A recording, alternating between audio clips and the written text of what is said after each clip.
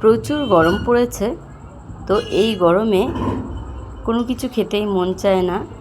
তো সঙ্গে যদি এরকম একটা রেসিপি থাকে অবশ্যই মুখে রুচি আনবে, খুব ভালো লাগে।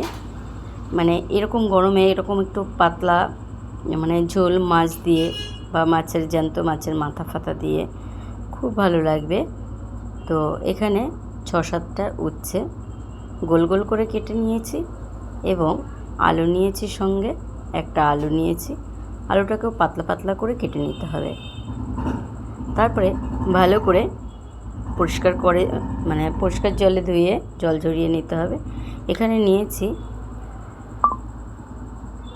একটা লাইলনটিকা মাছের মাথা, মাথাটা বেশ বড় সাইজ। এইবারে লবণ আর হলুদ মেখে নেব মাছের মাথায়। তারপরে কড়াইতে তেল গরম করে মাথাটাকে খুব ভালো করে ভেজে নিতে হবে।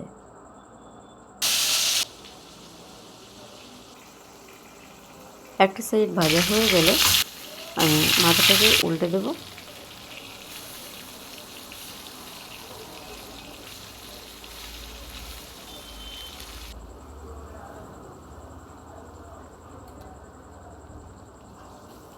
মাথাটা ভাজার পরে যে তেল আছে ওই তেলেই দুটো চেরা কাঁচা লঙ্কা দিচ্ছি, সঙ্গে উচ্ছে আলু দিয়ে পরিমাণ মতন লবণ আর হলুদ দিয়ে 3 থেকে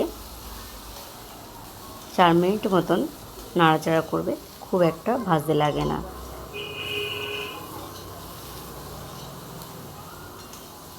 তারপরে পরিমাণ মতন জল মিশিয়ে নেব।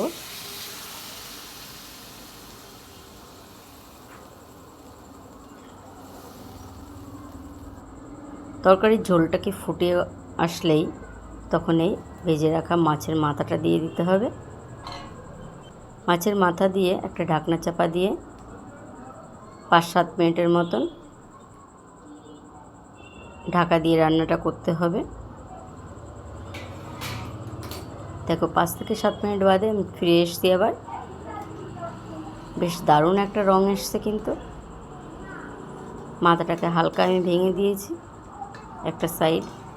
এইবারে তরকারিটাকে যে পাত্রটায় মাছের মাথাটাকে ভেজে রেখেছিলাম আমি সেই পাত্রেই ঢেলে নিচ্ছি এবং কড়াইতে তেল গরম করে সামান্য তেল গরম করে গোটা সর্ষে ফোড়ন দিয়ে দিতে হবে। গোটা সর্ষে ফোড়ন দিয়ে তরকারিটাকে ঢেলে দেবো।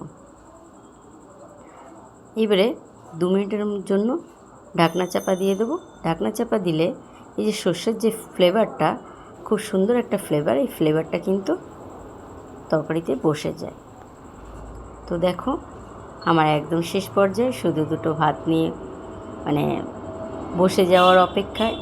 এত টেস্ট হয়, সত্যিই অমৃতের মতন লাগে। এই গরমে এরকম একটা পদ হলে আমার তো আর সঙ্গে কিছু লাগে না। তো রেসিপিটা যদি ভালো লাগে অবশ্যই একটা কমেন্টের মাধ্যমে জানাবেন।